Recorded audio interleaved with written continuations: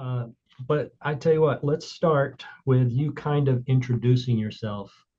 Uh, Tell everybody your name and where you went to college and what are you and where do you work?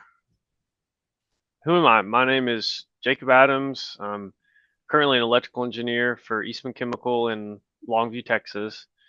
I started my journey as a youngster down on the Texas coast, born and raised down there, lived there for 18 years, came to TJC in the fall of 2016, started taking classes to get ready for an electrical engineering degree.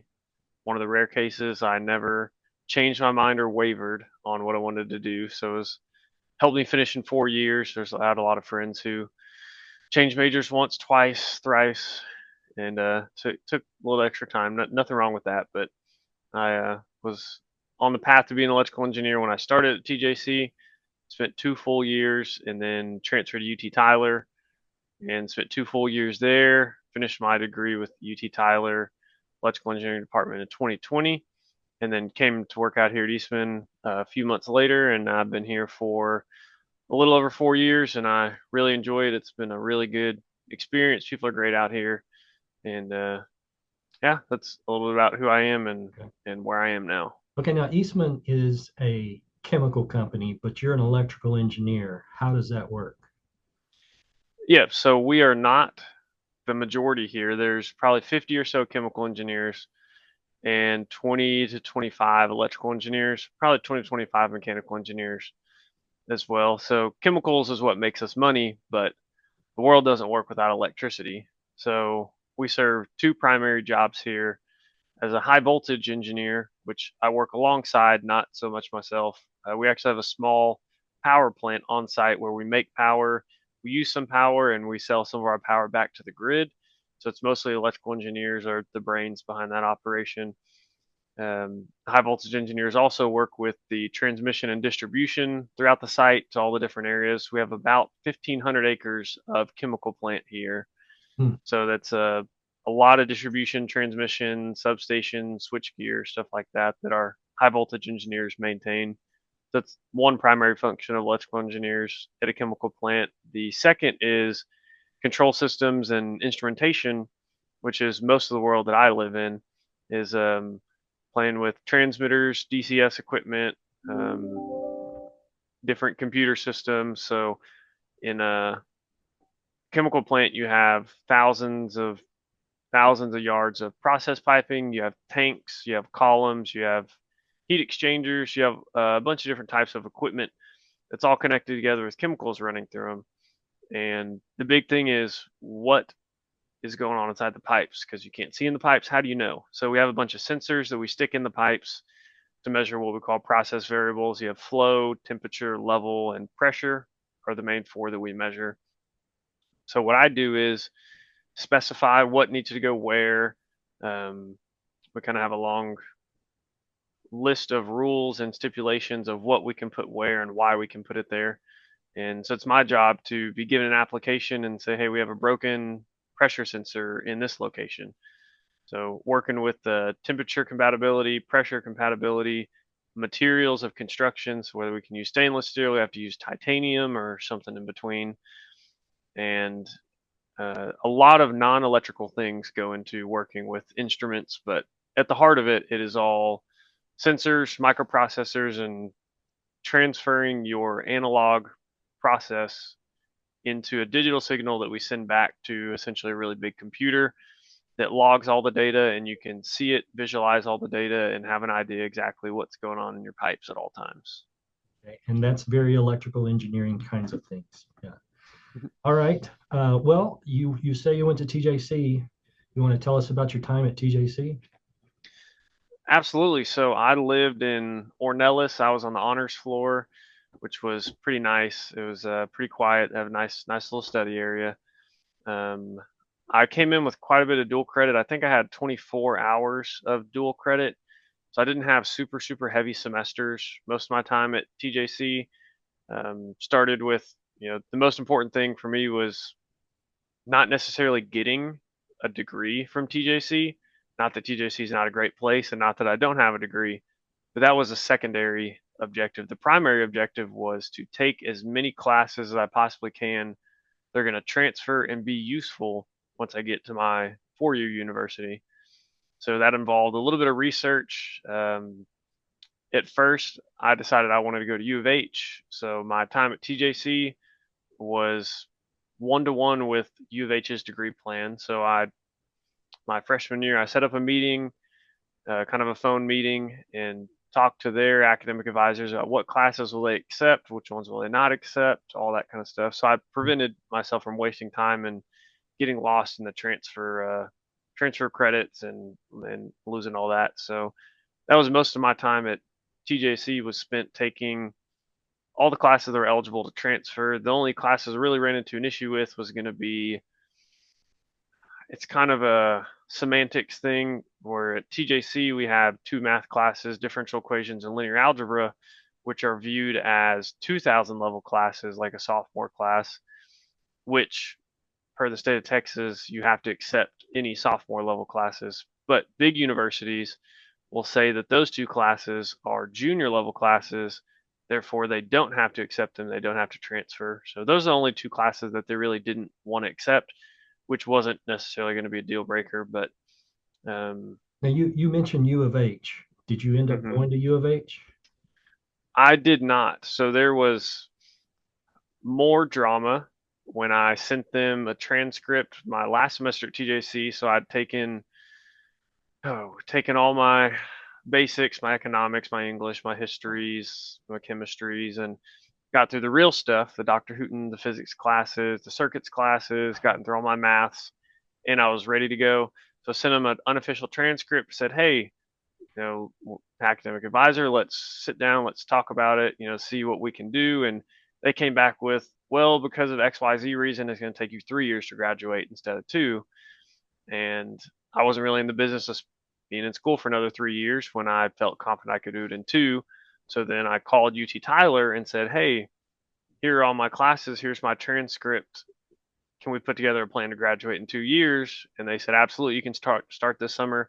Take these 2 classes this summer, and then you have uh, a 2-year path to finish. So you didn't have any problems transferring your differential equations and linear algebra to UT Tyler? Nope, UT Tyler works very well with TJC and is willing to accept those classes, whereas some bigger schools, especially like Texas A&M, UT Austin, they do not want to take those classes, and they'll even reject like your intro to engineering and a couple other things that they're not supposed to reject, but they still do anyway because they feel like they can do whatever they want because they're a big school. They're the big schools, they can do what they want. Yeah. Yeah. There's no punishment if they fail that.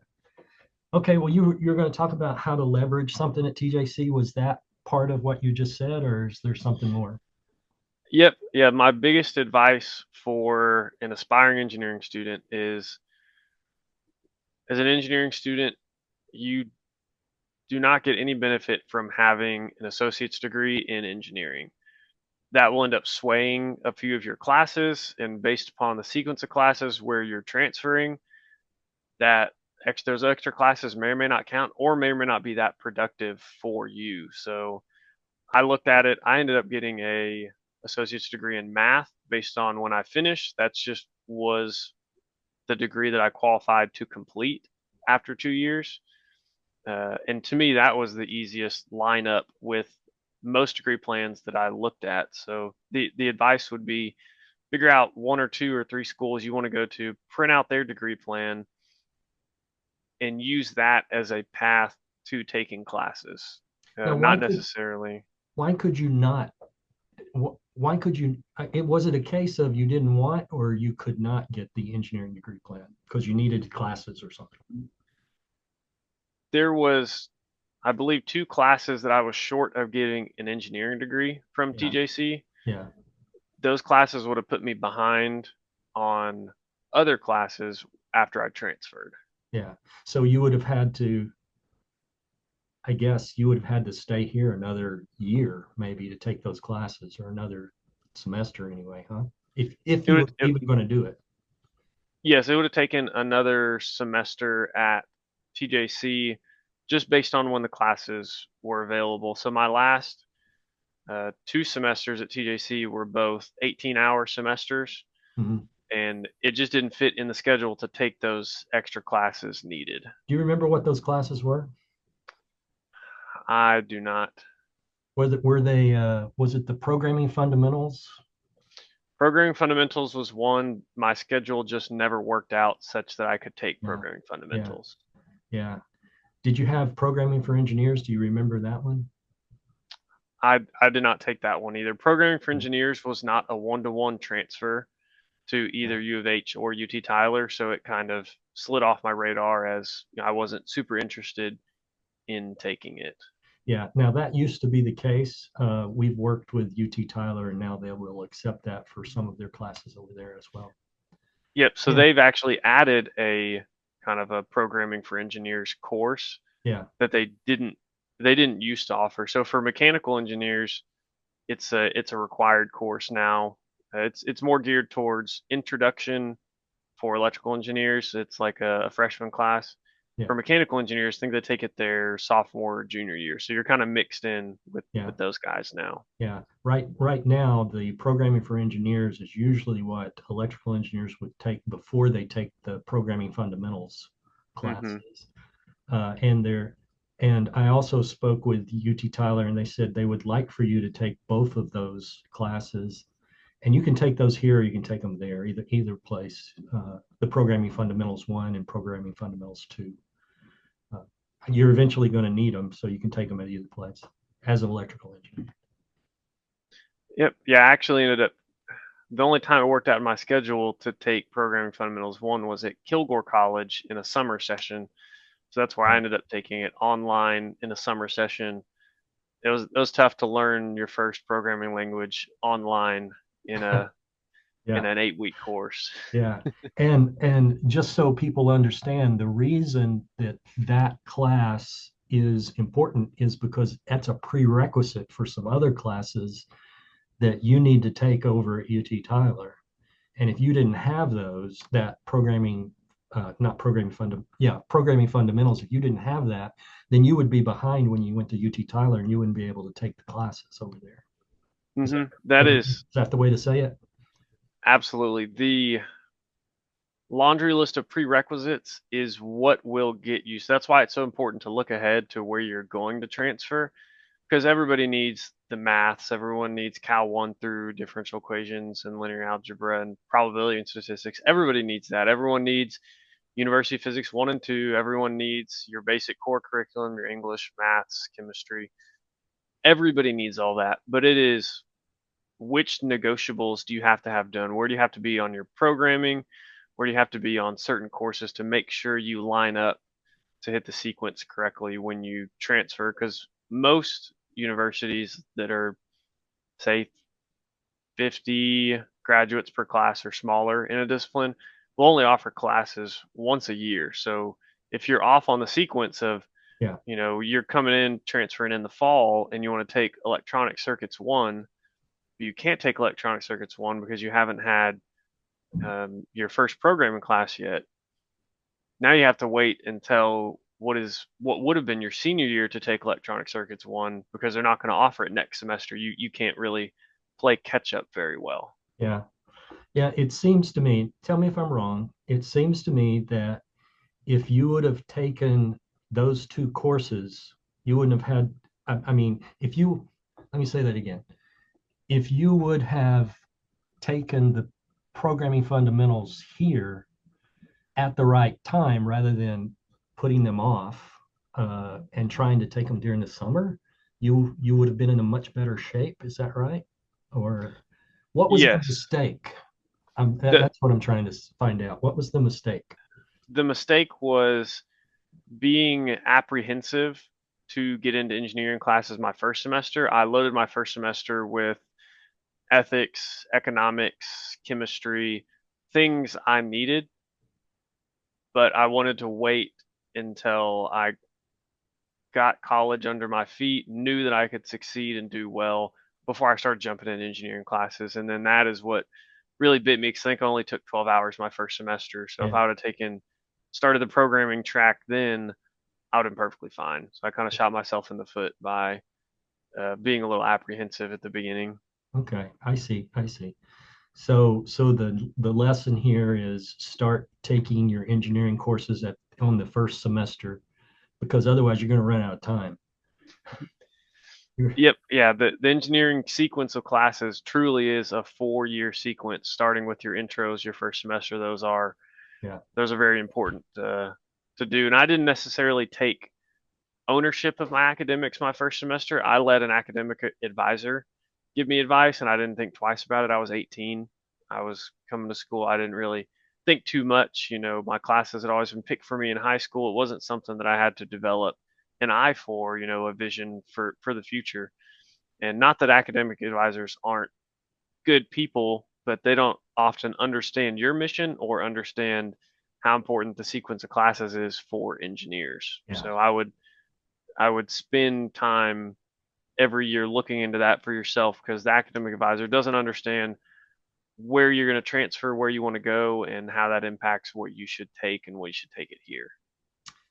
I agree. In fact, I've been kind of stressing to this class that uh, the academic advisors aren't going to be able to advise you well as an engineering major, Hmm. and you need to talk to us, and we'll force it down your throat. Then.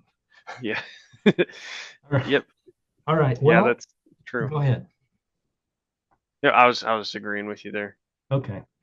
Well, do you think that TJC prepared you for, I mean, besides the fact that you weren't able to take the programming fundamentals class, did TJC prepare you for what was to come when you went to UT Tyler? Do you think, or were you lacking anything in your education? I would say I wasn't lacking anything from a math standpoint. We were on the same playing field as the guys who went to UT. So there was 13 of us in our graduating class. We started when I transferred in as a junior.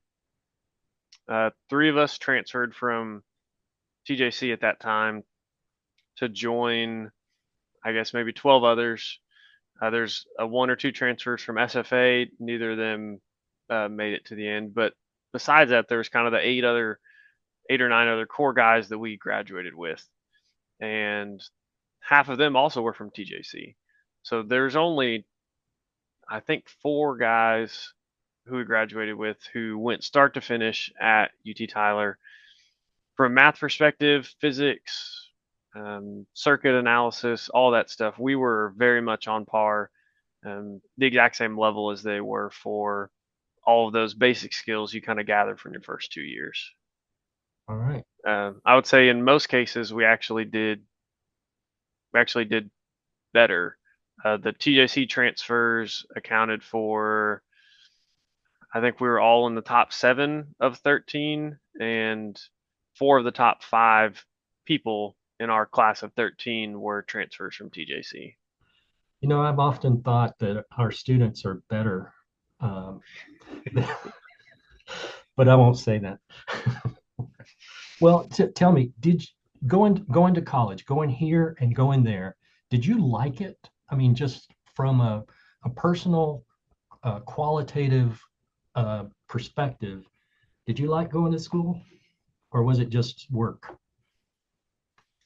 I would say I enjoyed it. I'm super competitive by nature. It wasn't a drag. The time commitment was somewhat annoying at times to spend what seemed like every waking hour working on school, but it really wasn't that bad. I look at it now, I look back and I say I wouldn't do it again because of the hours I put in now, which is 40 a week, versus what I had to put in back then to succeed, which is way more than 40 a week, and I had to pay to do it versus I'm getting paid now. So Yeah. the thought of going back to school isn't super appealing, but the growth that I experienced during that time, I believe, was worth the sacrifices.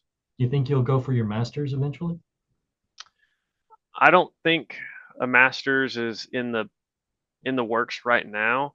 I think alternative education methods are probably going to be um, what I lean towards, pursuing a PE, pursuing project management certifications, and other kind of third party endorsed um, things that are recognized in the business world.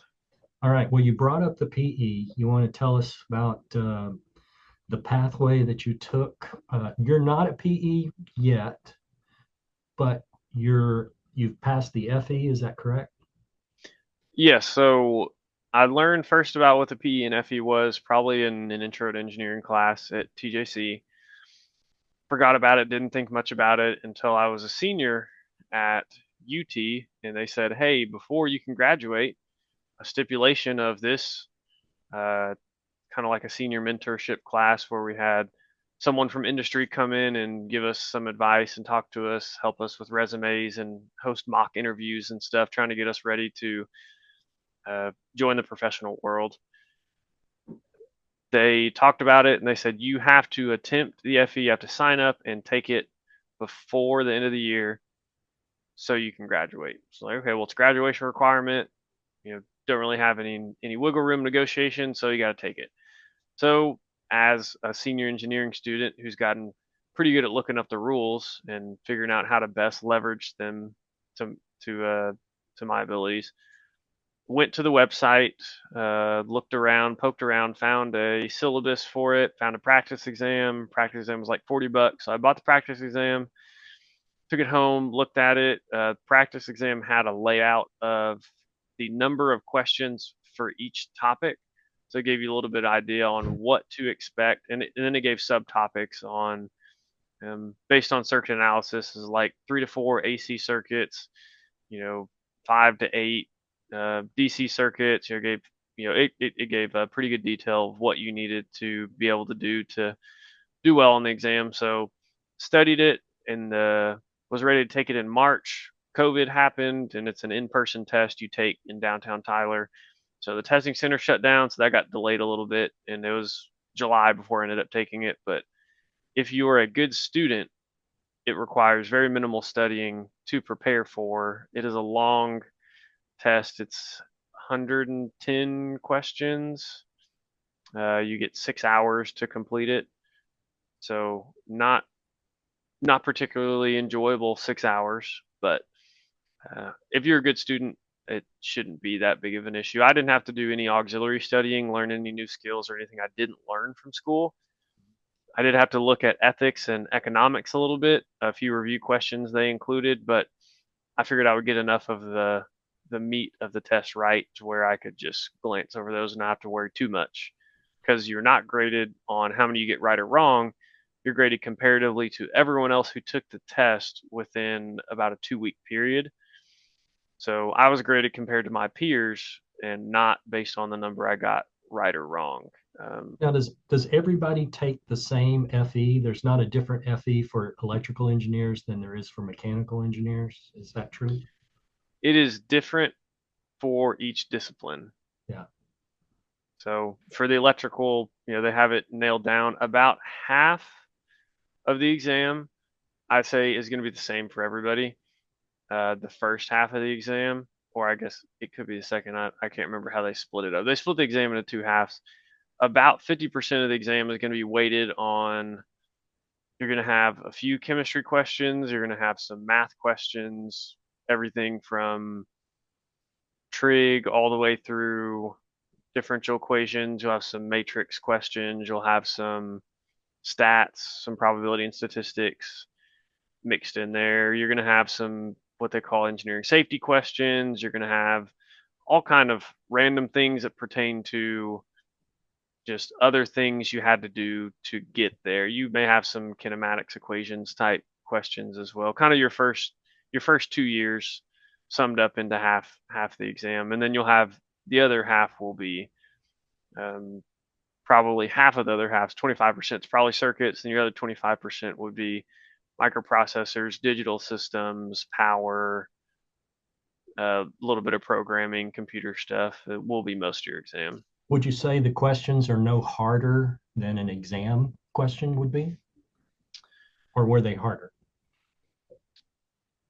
They're generally on par with one of your exams. Say your linear circuits one exams, that was on par with the type of linear circuits one questions that we got on the exam.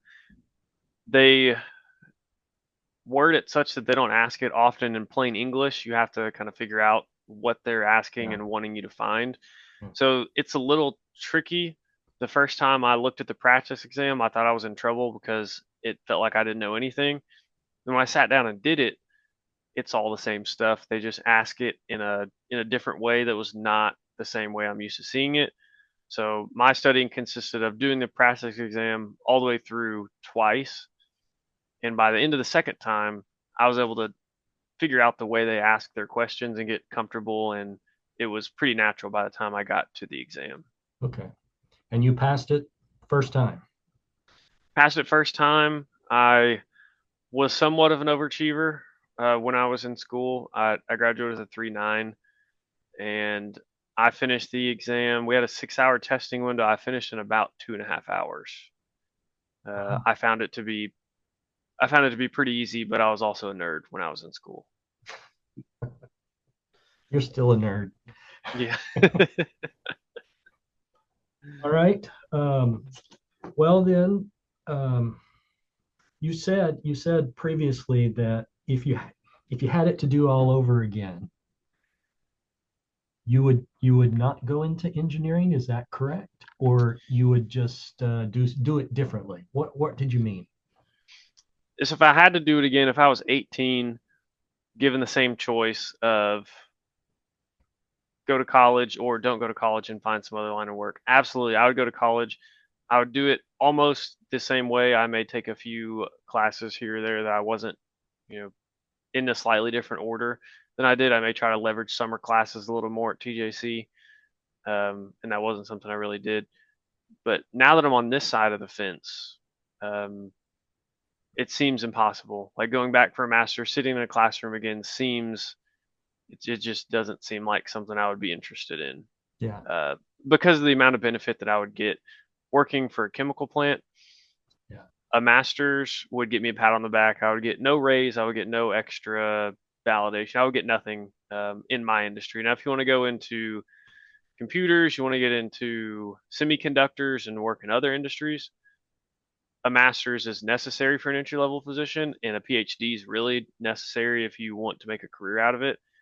But the industry that I'm in, which is working with electricity and instrumentation, working for manufacturing places, working for engineering firms, stuff like that, working in this industry, it is not beneficial. It's not going to get me any more money. So, long story short, I wouldn't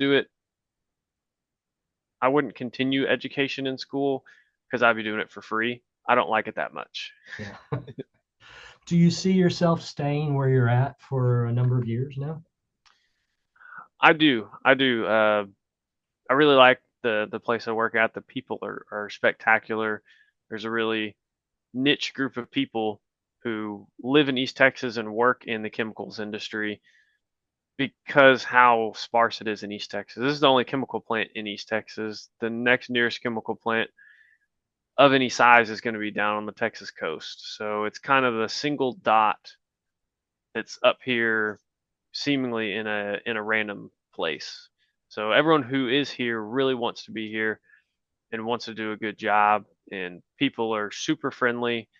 You know, people are not super competitive, hiding information, trying to benefit themselves most. It is a very Mhm. collaborative team effort.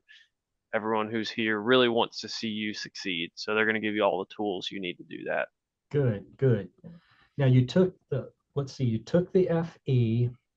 Are you going to go for PE then? Oh, yeah, we got derailed there. Yeah, so I didn't take advice that I got, which was to take the PE as soon as you can after taking the FE because you're going to forget a bunch of stuff. Yeah. So I didn't take some advice I'd gotten and didn't take it the first year out of school. I didn't take it the second year out of school, and I waited till 3 years out of school. The PE, unlike the FE, does not have any math questions, doesn't have any chemistry, any random questions. It is essentially your last 2 years of school on steroids, all in one exam. You do get a choice. There's three PE exams you can take as an electrical engineer. You can take the power, the computer engineering, or the electronics, communications, and controls. So I chose electronics, communications, and controls for a few reasons. One, because I don't work with power and high voltage, so I would have to learn a lot to take that exam. Computer wasn't really an option because I'm not a computer engineer in the slightest. But the main option, the real reason why I chose to take the electronics, communications, and controls exam, because it's basically a recap of everything you did in school. There's very little external knowledge outside of academia you need to do well. And though I had 3 years of industry experience and academia, they measure success very differently. So I learned a lot here. Almost nothing I've learned here in industry has helped me with answer PE with the questions. exams? Okay. So Hmm. so you've taken the PE. Is that true? You've taken it, and Yes, did you pass? yes, yes. So Okay. the electronics, communications, and controls exam is only offered once a year. Mhm. It previously was offered every October, kind of middle of October. That is now flipped and it's now offered only once a year in April. A few reasons for that is um, the bank of questions that they have for that exam is pretty small. So if they offer it more than once a year, you'll have too high a likelihood of remembering questions you previously saw. And the number of students who take it is very small. It's usually 200, give or take 10%, who take that flavor of PE every year. And that's nationwide. That's nationwide. Whereas for power, it is, oh, in the neighborhood of 5,000 a year, I believe. These are all statistics that they publish. Okay. Um, So are you currently in the work phase requirement of your PE? Like you have to have 4 years experience or something like that? Is where are you at? Yep. So to get your PE license, there's two requirements. Is one, you have to be an EIT, which stands for engineering training. To get your EIT, you have to have an accredited engineering degree and passed your FE and gave the state of Texas like $20 to send you a piece of paper that says you're an EIT. So once you hold that and you've passed your PE exam, which you can do at any point after you graduate, the last step is you have to have 4 years of work experience to be able to apply. I hit 4 years about 2 months ago. I've been lazy and not submitted my paperwork. It's because I haven't filled all of it out yet. Once I fill out all my paperwork, uh, you turn that into the state, and then you take an ethics exam. It's maybe a 20 question, Yeah. I think a 1 hour, 30 minutes to 1 hour test you take online, and then that's the last piece. And there's a processing period, and a month or two later, you'll get your license and your stamp in the mail. And then you have to do professional development to maintain that license, I guess. Yep, there's a certain number. Because I haven't got there, I'm not sure what it is yet, but it's somewhere in the neighborhood of 10 professional development hours or credits per year to remain in good standing with your license. Now you said if you got a master's, there wouldn't be any benefit to you, meaning you're not going to get a pay raise if you did that. Are you going to get a pay raise if you're a PE? In the industry that I work in, which is working for the manufacturing facility, I will not get a raise from getting my PE. However, if I went to work for the contracting engineering firm that we use for our larger projects, if I was working there and say I was making $30 an hour, you're generally going to get a 10 to 15% raise just from acquiring your PE. So that 30 an hour would be closer to 33 or 35 an hour. You would see a relatively sizable increase in pay just from getting your PE in a slightly different line of work. In my line of work, it is not going to help with pay. It probably will help with advancements, which then in turn will help with pay, but it's not an instant pay bump. Yeah. Well, everybody's going to want to know how much you get paid. Uh, You don't have to say, but can you give us a ballpark of how much an engineer that is starting out fresh out of college would make as an electrical engineer? Absolutely, yeah. That is a tough one because people don't like talking about money, and it's somewhat of a generational thing. People, 30 and under are much more open about that kind of stuff. So I'm always happy to share that with kids because it was always a cloudy picture for me. I didn't know I'm putting in all this time and effort and working so much harder than my friends. Is it going to be worth it in the end? And the answer generally is yes, it will be worth it. So we graduated 13. We had three going to grad school. Nine got jobs. One did not have a job by the time we graduated. Our salaries ranged from 60,000 to about 85,000 Okay.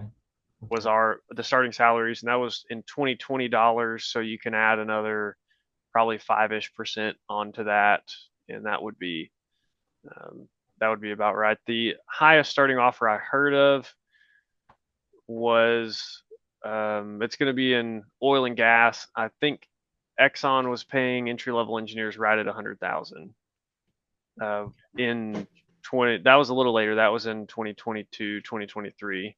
Now, was that Um, petroleum engineering or that was electrical engineers going into petroleum?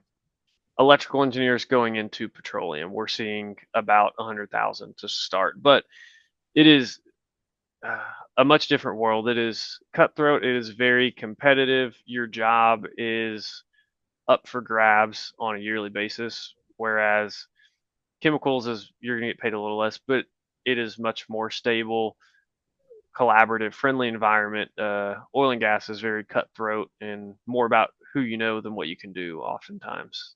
All right. So you get out of college, you're making good money right away.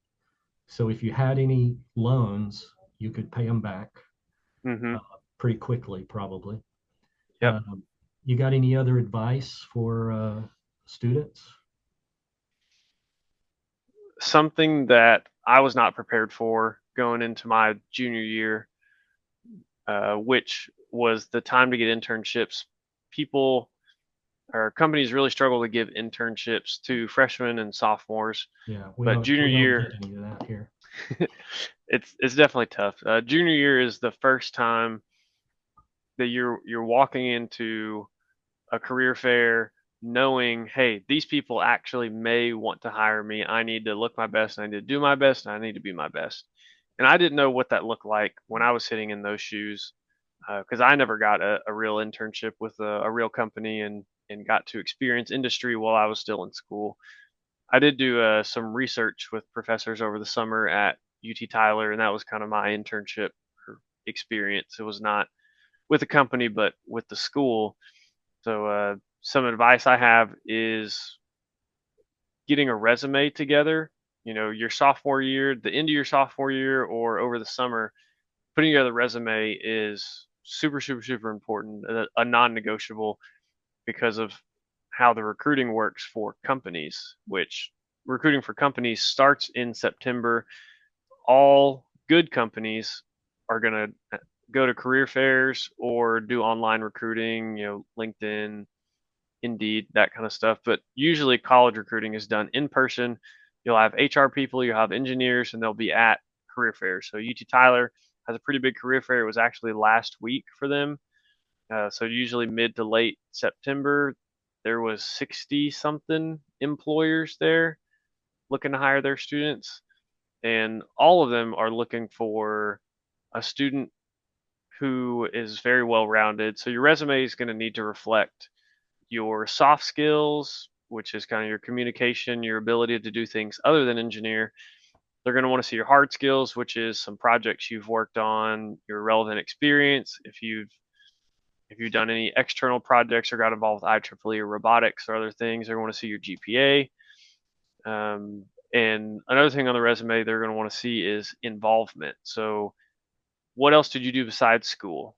Were you involved in intramurals? Were you involved with other things in the department? UT Tyler does like canoe races. They have Baja team. They build a car and send every year to different things. They have some robotics, women in engineering, IEEE. They have all kind of things that you can get involved in and that really separates kids from one another. Is we would like a guy, we would much rather take a guy with a 3.3 GPA who was involved with the Baja team and IEEE or ASME versus a guy who has a 4.0 who did nothing but go to class and is not nearly as well liked by his peers. He isn't as good of a communicator because he was in his shell for 4 years. So we look for very well rounded individuals. We kind of say it's like a triangle. You know, you want to have an equilateral triangle. You want to be technically skilled as much as you are soft skilled, as much as you are involved with other things. And usually the involved other things leg your involvement. It's not going to be as significant as the other two, but you can frame it on your resume to make it look like you did more than you actually did because they're probably not going to call and ask. So So you're not having a going really to good lie. resume, So you're not going to lie. You're just going to make it close to a lie. we call it writing a resume sentence. Okay. So a resume sentence for something like changing a light bulb is single-handedly managed and facilitated the repair of a lighting system for 50 a building with an occupancy of 50 people.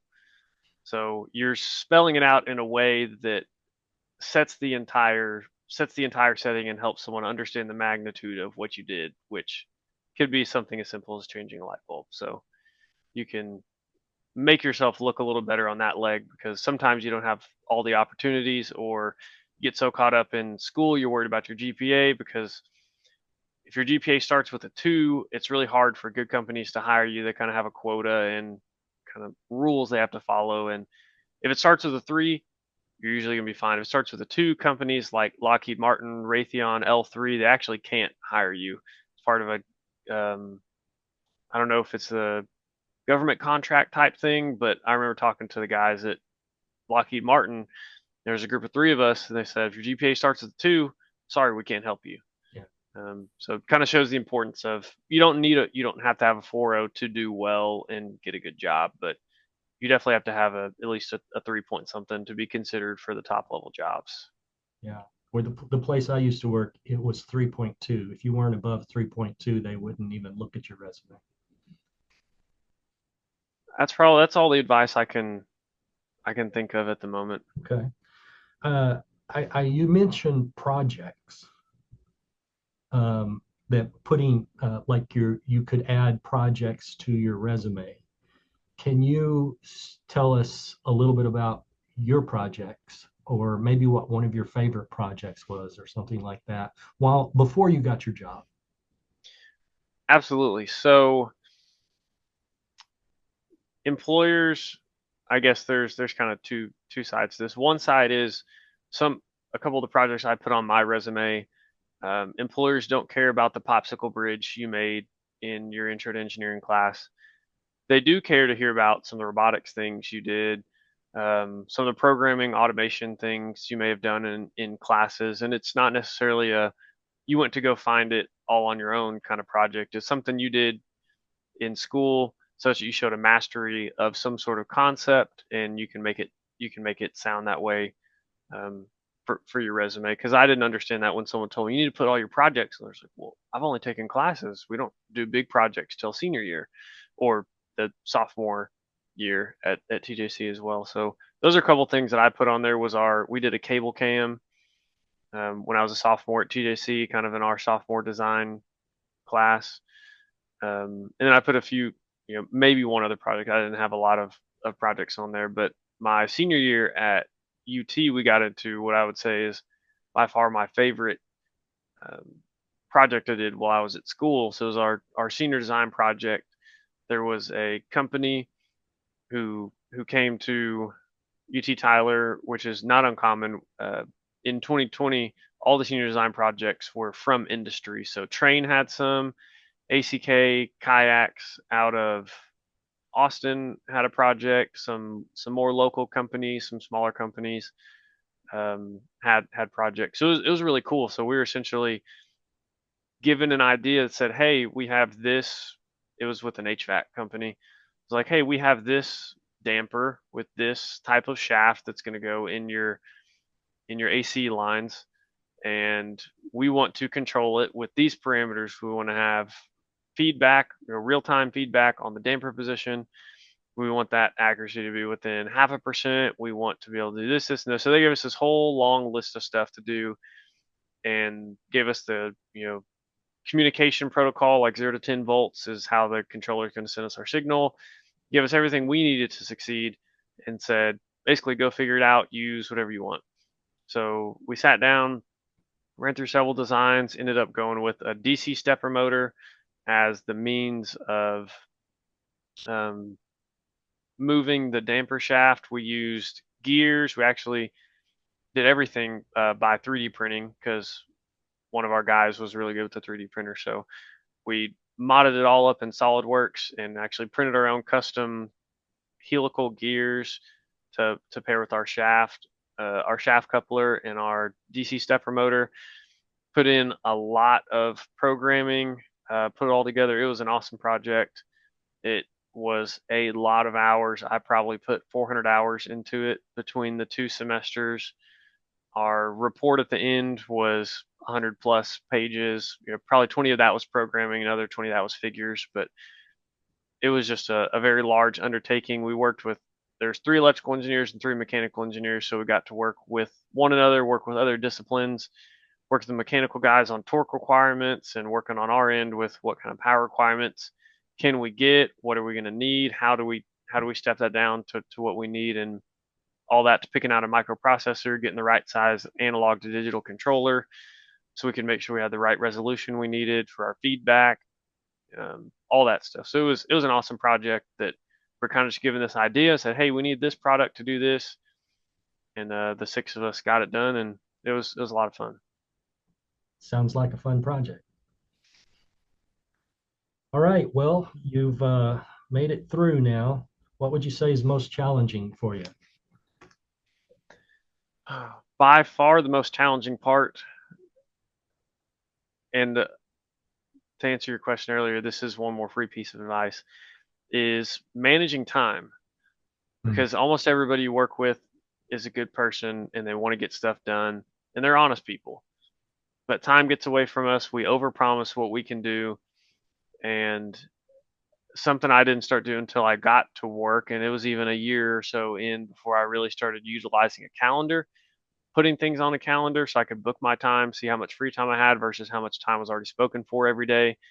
And that's really helped me to give realistic dates and deadlines to people as they're asking me to work on things. Well, I got this coming up and half this week's already booked, so maybe we push it out to 3 weeks instead of doing 2 like I would have normally said.